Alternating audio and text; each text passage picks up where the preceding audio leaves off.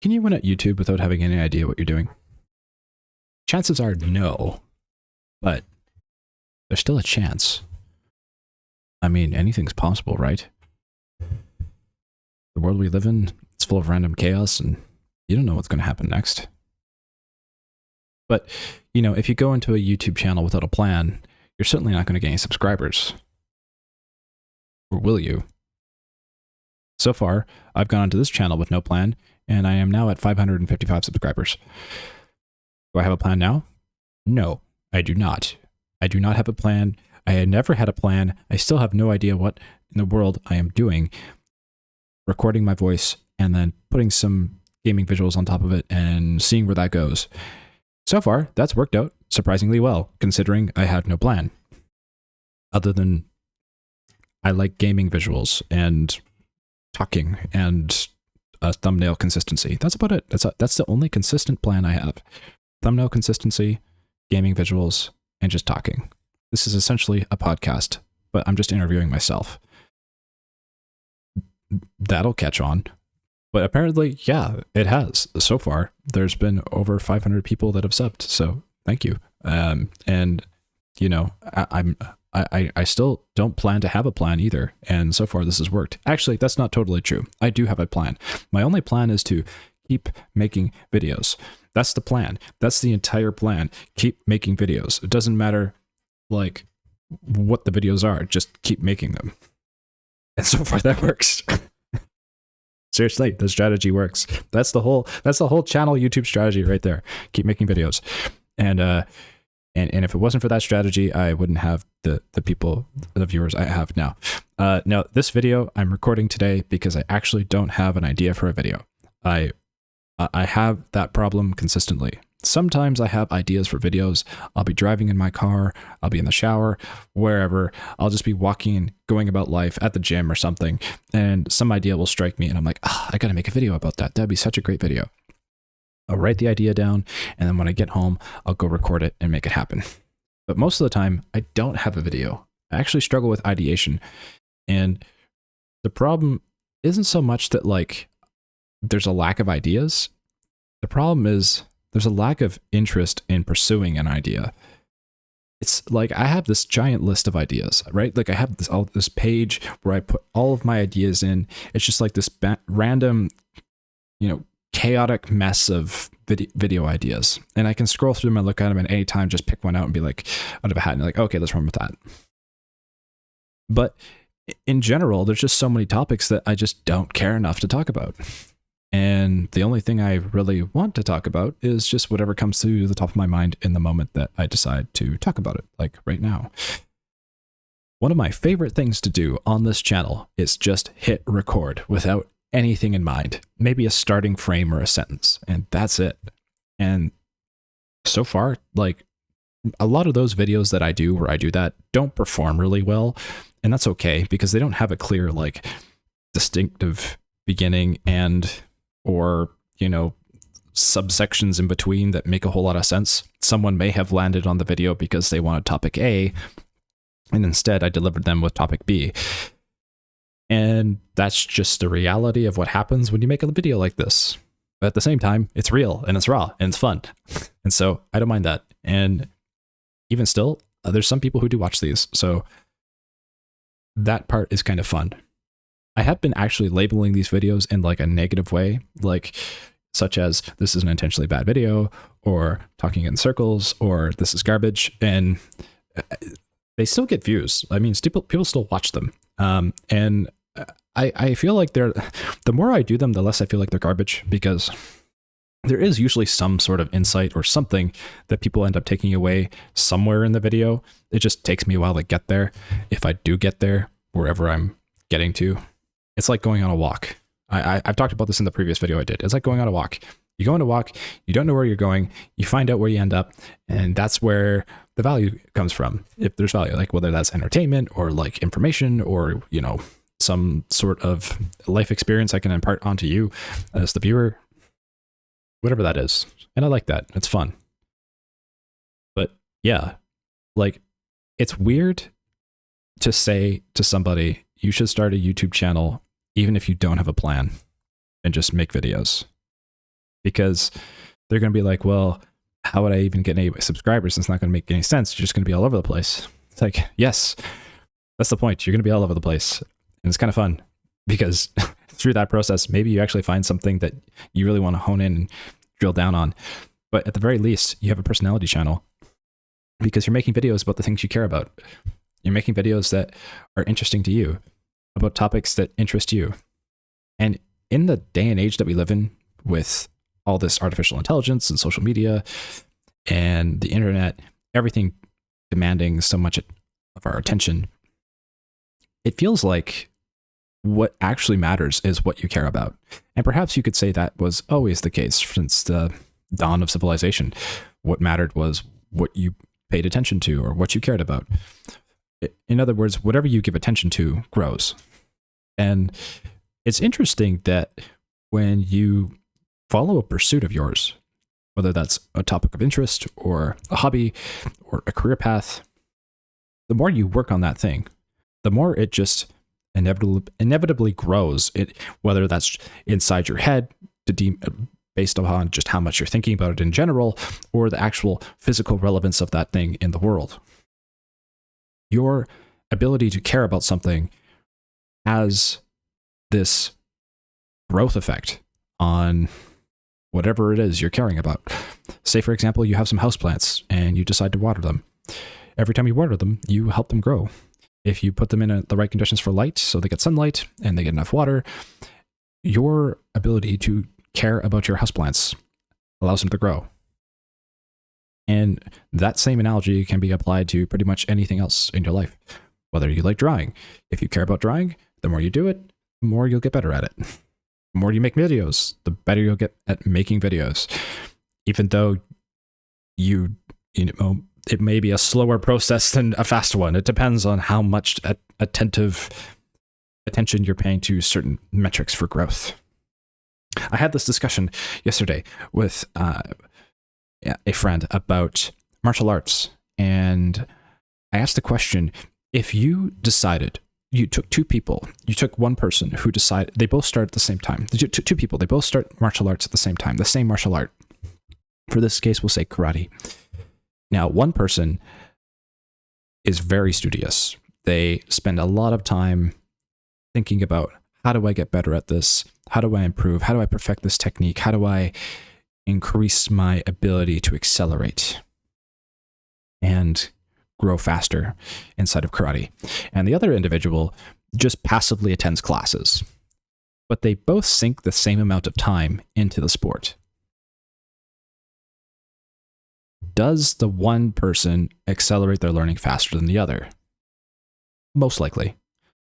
The person who is studious and paying close attention to performing or growing their skill sets inside of karate is most likely going to accelerate faster than the individual who is passively attending karate classes, even though they spend the same amount of time in that karate class. But what is interesting is that even though the one person who is studious may accelerate faster, the other person who is still passively attending classes is still learning. They are still developing. They are still growing. They may not be growing at the same speed, but they are still growing because they're giving attention to karate. They are spending their time there. So they will inevitably still pick up and learn things. And so even if you're not somebody who is the most studious, or you're somebody who just wants to stop caring about all the information that's out there because it's overwhelming and too much, but you still want to grow at something, you still want to get better at something, the simple act of doing, there's so much you just learn from just simply doing. You don't have to pore over every single book. You don't have to pore over every single YouTube video about the subject, study relentlessly trying to improve. You can, and it will accelerate your ability to learn. But there is still a ceiling you're going to hit. There are a large amount of things that you can only learn by doing. There are a lot of subtopics, subskills, layers of skill sets that you can only really develop through the art of performing the overarching skill set or the overarching task that needs to be done. If that comes to martial arts, there's going to be specific ways where you move your body or engage with an opponent or how you strategically approach a battle that are skill sets that you can that you learn through the art of doing, through the art of failure. The same thing applies for pretty much any pursuit. Now, I don't do martial arts, so it's probably not the most easy example for me to give in terms of an analogy. It doesn't really matter. Essentially, what I'm trying to say is, the more you do something, whether or not you are attentively trying to accelerate fast at that thing or not, just the simple act of doing itself will teach you things. And you are learning, even though you don't always feel like you're learning. You are. There's value there. If you want to be somebody who accelerates faster, then by all means, be more studious. But even when you read a lot of books about a specific topic, books can give you contextual awareness of a skill set, but they still can't really fully give you all the tools you need to develop those skills. For example, you could read a lot about karate. We're just talking about karate here. You could read a lot about karate. Let's say you read 100 books on karate. Now, this is an interesting experiment, actually. If you want to do this, it's pretty fun. Set yourself out. Let's say you are somebody who pursues mastery of karate or a sport like tennis or basketball, whatever it is that interests you. Let's say you decide to pursue mastery. And because of that, you have a singular focus on becoming very good at that thing. So in a case like that, you are in a position where you would benefit greatly from actually reading books on your chosen singular profession, such as golf or tennis or karate, whatever it is. You would benefit greatly from reading books because you are going to get perspectives from people who have spent a lot of time in that field and are going to have a lot of ideas to share with you about pursuit of growth in that field. The more perspectives you gather, the more you can begin to see patterns. And those patterns can be identifying essentially what are the fundamentals that you need to focus on? What are the most important things? The bare minimum essentials that if you only hone in on the fundamentals of a pursuit, a field of knowledge, if you only honed in on the fundamentals, you would accelerate past the average person because your understanding of the basics are so profound that alone carries you forward. Take, for example, in a skill like tennis, there is a lot of different types of shots you can make. It doesn't look like it when you are somebody who hasn't played tennis before. If you watch a game, you're going to just see two people hitting a ball over a net and back and forth at each other. But there's a lot of different techniques you can do with the ball. You can spin it left, you can spin it right, you can put a top spin, you can put a back spin on it. Those spins alone give a lot of different variance into how the shot is going to be received by the opponent. Then there's also power and angle. And then you can take all those elements and combine them in different ways to create different shots. This alone is a skill set. Your ability to perform those shots individually, each one is its own skill set. Being able to perform a hard topspin or a soft topspin, a hard backspin or a soft backspin. Those are 4 different types of skill sets. When it comes to the fundamentals of tennis, what is that? Is it all of those shots? Not likely. It's likely going to be 3 things. Most likely boiling down to A, your racket preparation, B, your footwork, and 3, your consistency of just hitting the ball over the net. If you focus on just those 3 fundamentals, and that's where you put all of your time and attention, your floor of skill is most likely going to raise to a much higher level than, say, you had only focused on topspin shots or only focused on side spin shots for the same amount of time that you would have spent focusing on the basic fundamentals.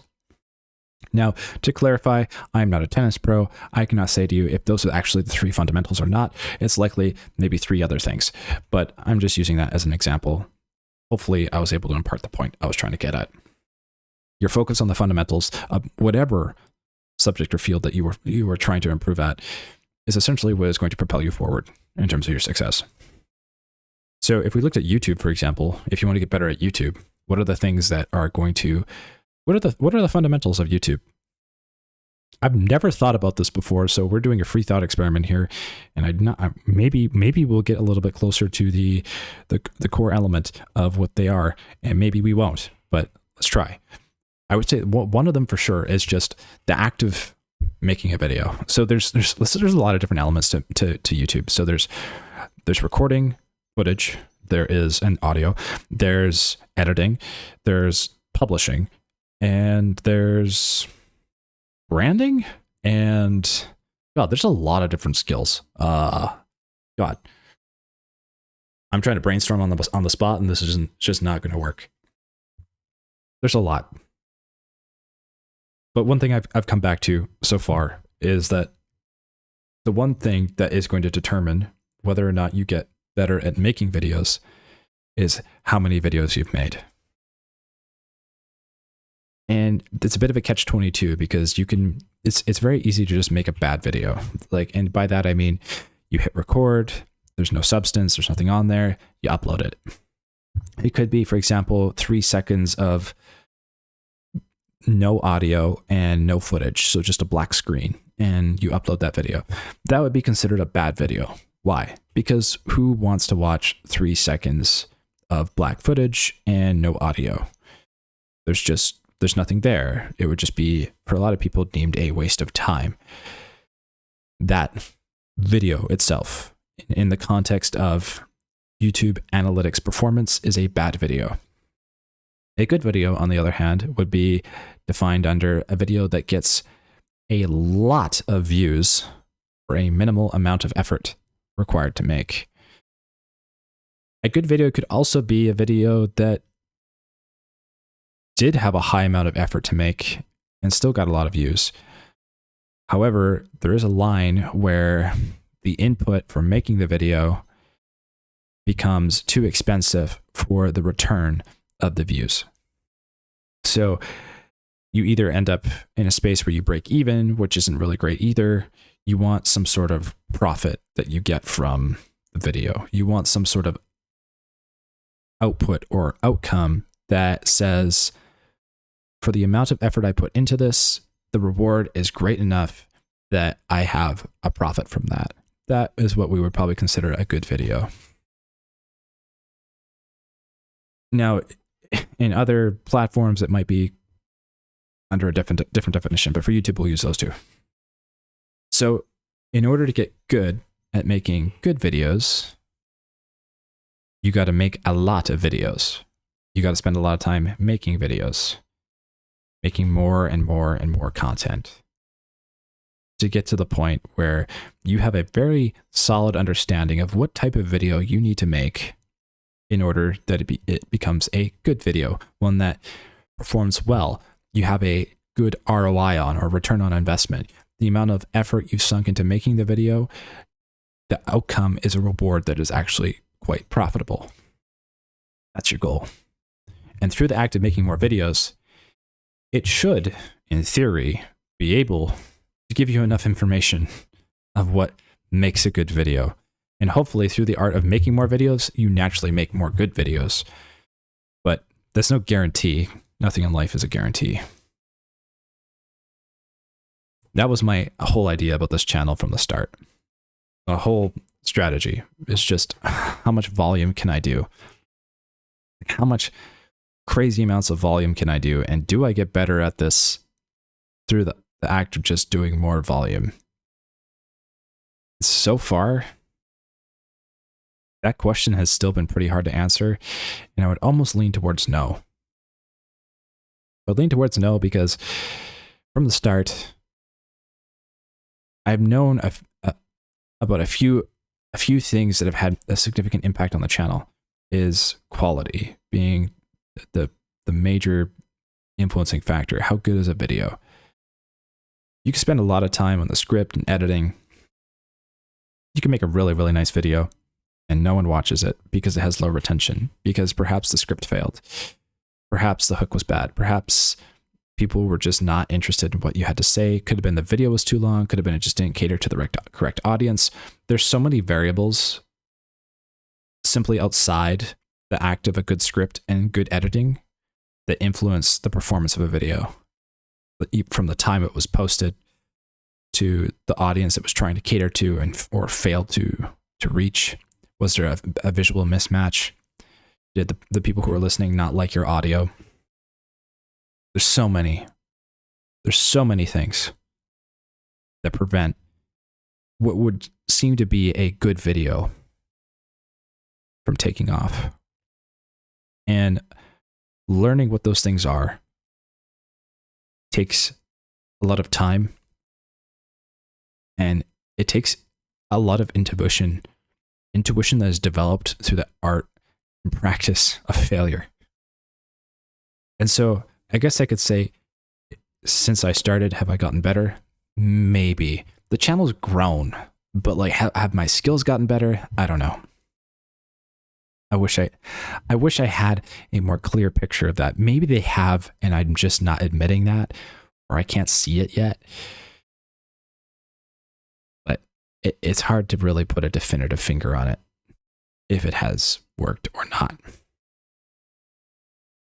I mean, this is the 227th video, I think, if I'm not mistaken.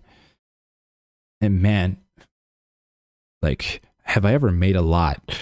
Like 227 videos in 3 months is a lot of content. That's a lot of content people will not watch. Some people will. Like, I mean, I get hits on every video. Like, I don't think I have ever had a single video on this channel that never got at least one view. But just because you got a view doesn't mean somebody watched the whole video through. I've definitely had videos where people probably didn't watch the whole thing through. And the funny thing is that those videos, when I watched them back, I didn't think they were bad. Like the ones that are the worst performers on this channel, I never thought they were like terrible videos. Some of them were like, mediocre, but they were never terrible. They just don't compete in this sea of videos that are geared for high retention. They don't really stand a chance because other channels have focused on retention, which other people would deem as quality. I don't necessarily believe retention and quality are mutually exclusive. I think you can have a high retention video and it can be low quality, and you can have a high quality video and it can be low retention. You can have both, where it is high retention and high quality, but it doesn't mean that just because you have one, the other automatically exists.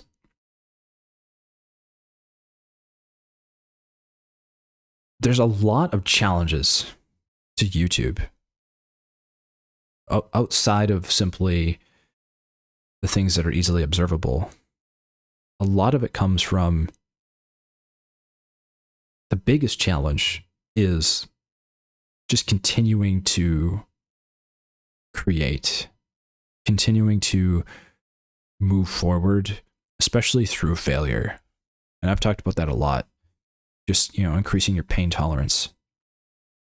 Keep going when things suck.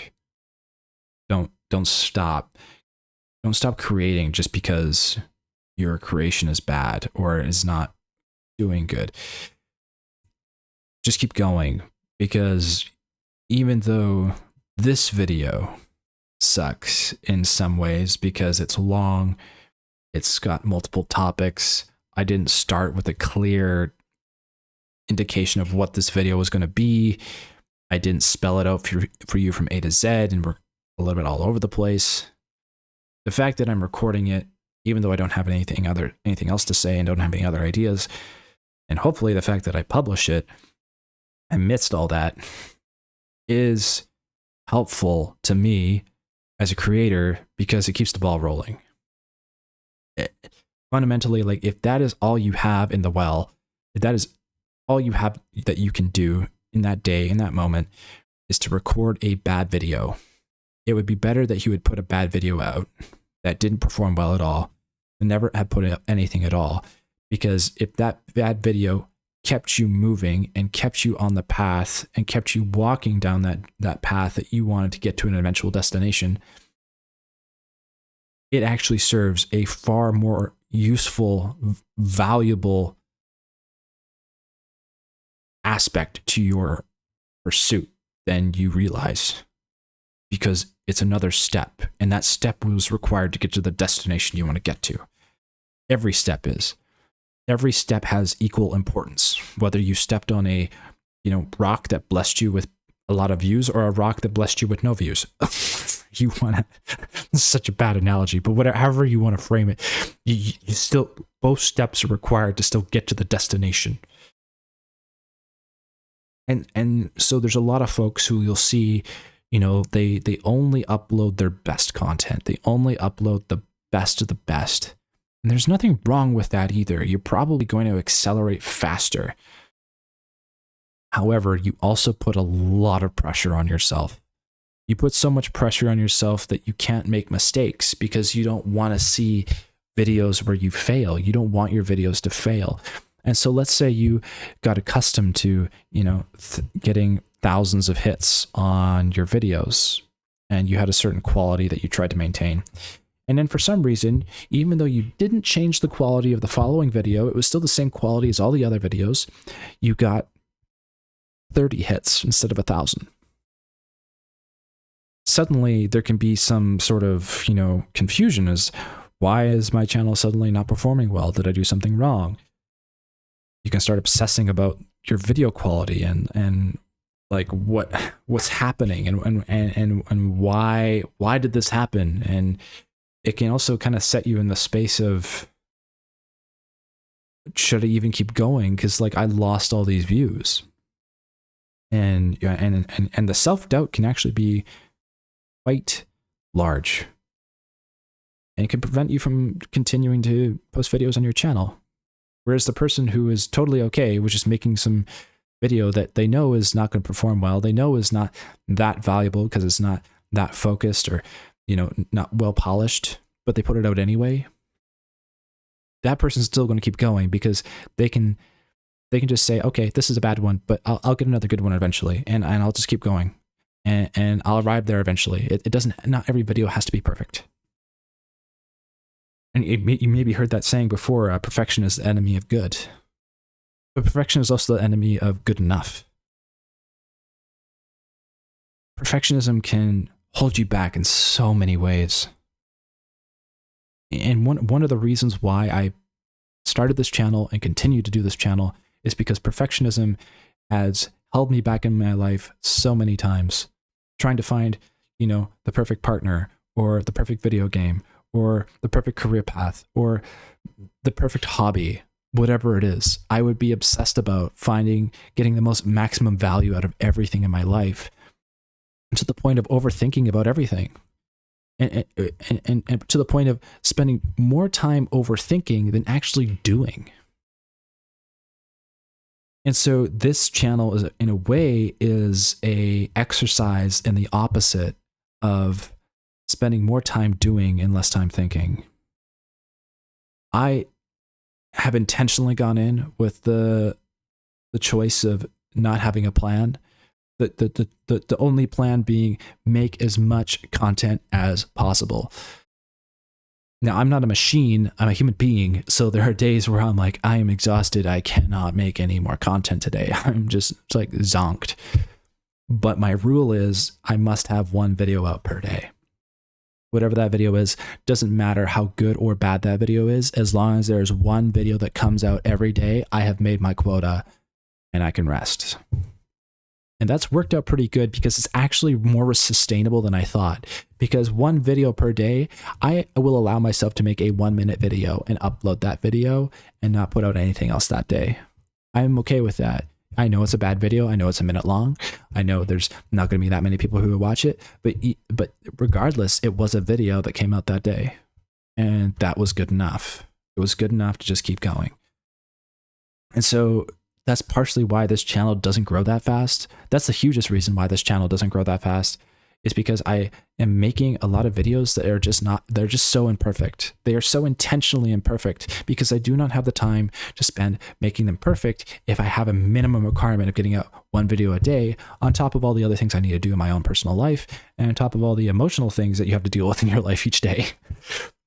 And thus far, doing this almost 90 days, I can definitely tell you I feel like I have improved just in my comfort level with YouTube. That's the biggest thing I've noticed, just being able to be comfortable and free and talk on the microphone. I've gotten a little bit better at talking and having ideas come a little bit with a bit more flow, a little bit less dead space, less gaps in speech, less hitches, trying to figure out what's the next thing I should say. I've gotten a little bit better at that. I've gotten a little bit better at editing. My editing skills are not that great, but I've learned a few editing tricks on this journey that I like to use. I like to use a little blurred background whenever I put an image on top of the video. I learned that little trick of how to use that in DaVinci Resolve, and I was pretty happy with that. I found a kind of way to like smooth it out if I want to, but I don't have to. There's just little things that through the art of doing that you pick up, because you just think, oh, maybe I just want to play around with this today and just see what else I can add to this video, just to spice it up a little bit.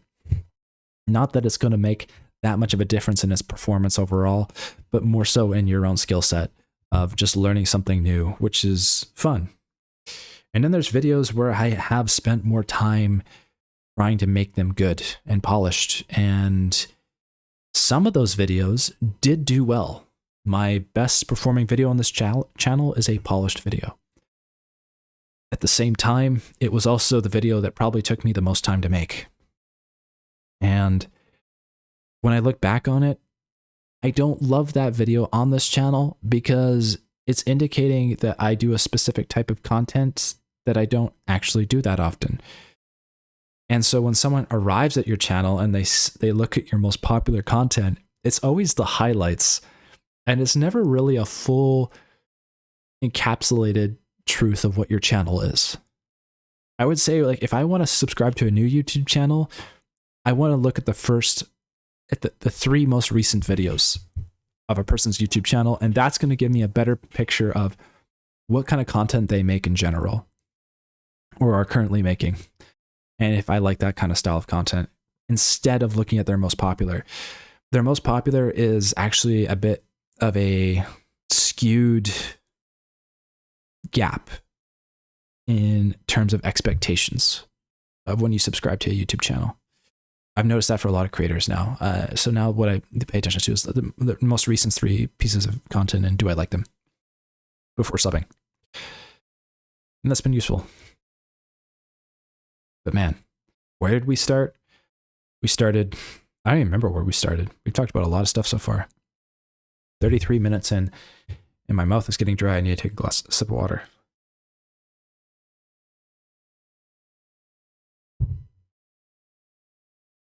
That might have been the longest piece of dead space we've had thus far in this video.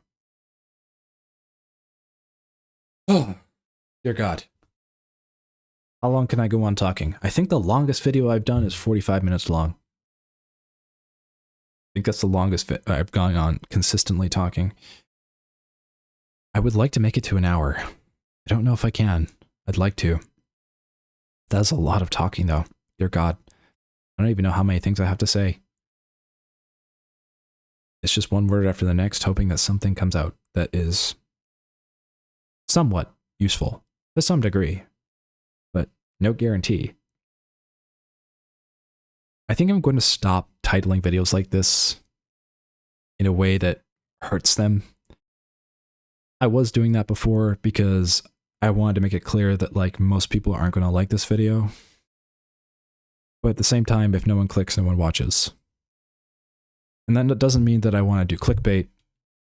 I just more or less want to title the video with an accurate description of what is inside of that video. I like that, because then when someone arrives, they feel like they're actually getting the value they were looking for when they clicked the video. And you deliver satisfaction for user intent. To me, that is way more important than clickbait. I really don't like clickbait that much. I've done it a little bit on this channel, but for the most part, I've tried to stay away from it. And when some videos do feel like clickbait, I do my best to make sure that I deliver on whatever that clickbait is. So I can feel a little bit better about clickbaiting if I do happen to decide to do that. But for the most part, I really would like to just not, I don't want someone to click on a video and then get on the video and realize this video has nothing to do with the title and thumbnail I clicked on. I find that so frustrating as a user when I watch YouTube videos. I hate it, and I don't want to do that to other people. So I try to stay away from that. If I do it accidentally, it's not intentional. Yeah. Jeez, what a project this has been. I can't believe how many videos I've already done, how many people have showed up, how many cool people I've connected with, comments I've had in on the channel, and just the whole experience in general. Over 3 months, that went by really fast, and I literally just started this channel on a whim. I just woke up one day and said, I'm going to start YouTube today, and here we are now, almost 90 days later. I haven't measured the exact number of days. I'd have to go calculate them. I am over-caffeinated and underslept. I woke up early today because I had to help my family out with something, and I didn't get that much sleep because I went to bed late, and I wish I got a bit more sleep, so I might go have a nap. And I'm just talking to you about my day because that's what I have on my mind right now. I wish I had a better video to give you today. I do. I wish I had a video that was just a little bit better than this one, which is all over the place. There's some boring parts. There's some parts where I droned on for too long and should have just wrapped up the point and kept going. I know that. I guess that's where I say if you can recognize some failure in yourself, and try to learn from that a little bit, hopefully you get a little bit better at what you're doing. But 200 videos in, I still do a lot of the same mistakes I did when I started. So I've eliminated maybe a few of them, but for the most part, I'm still doing a lot of them. But yeah, I truthfully wish I could have given you guys a better video today, so I'm sorry about that. It is challenging to come up with an idea every day that is something that feels like it is relevant or interesting or something that I personally would want to talk about.